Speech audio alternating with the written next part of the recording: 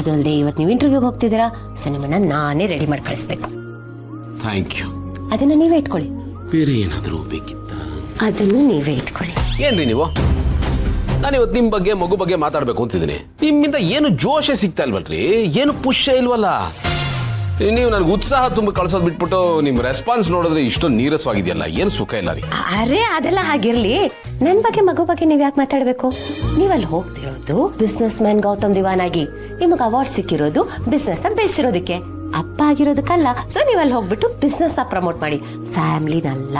ನೀವು ಹೇಳ್ತಾರೆ ಸರಿ, ಬಟ್ ನಾನು ಇವತ್ತೇನೇ ಅಚೀವ್ ಮಾಡಿದ್ರು ಅದರಲ್ಲಿ ನಿಮ್ಮ ಪಾಲಿದೆ, ನಮ್ಮ ಫ್ಯಾಮಿಲಿ ಪಾಲು ಇದೆ. ಸೊ ಸಂಸಾರ ಚೆನ್ನಾಗಿದ್ರೇ ಸಕ್ಸಸ್ ಸಿಗೋದು, ಆ ಸಕ್ಸಸ್ನ ಉಳಿಸ್ಕೊಳ್ಳೋದಕ್ಕೆ ಸಾಧ್ಯ ಆಗೋದು. ಸೊ ಫ್ಯಾಮಿಲಿ ಫಸ್ಟ್, ಮಿಕ್ಕಿದೆಲ್ಲ ನೆಕ್ಸ್ಟ್. ಅರ್ಥ ಆಯ್ತಾ? ಅರ್ಥ ಆಯ್ತು. ಇನ್ನೊಂದೇನಂದ್ರೆ, ನಾನು ಬಿಸ್ನೆಸ್ ಮ್ಯಾನ್ ಆಗಿರೋದಕ್ಕೆಲ್ಲ ನನಗೆ ಅವಾರ್ಡ್ ಕೊಡ್ತಾ ಇರೋದು. ಮತ್ತೆ ಅಷ್ಟೋ ಇಷ್ಟೋ ಸಮಾಜ ಸೇವೆ ಮಾಡಿದ್ದೀನಲ್ಲ, ಆ ಕಾರಣಕ್ಕೆ ನನಗೆ ಅವಾರ್ಡ್ ಕೊಡ್ತಾ ಇದ್ದೆ. ನಾನು ಈ ಅವಾರ್ಡ್ನ ಬಹಳ ಖುಷಿಯಿಂದ ತಗೋತಾ ಇದ್ದೀನಿ. ಆ್ಯಂಡ್ ಇದರಲ್ಲಿ ನಿಮ್ಮ ಪ್ರಭಾವ ತುಂಬಾ ಕೆಲಸ ಮಾಡಿದೆ.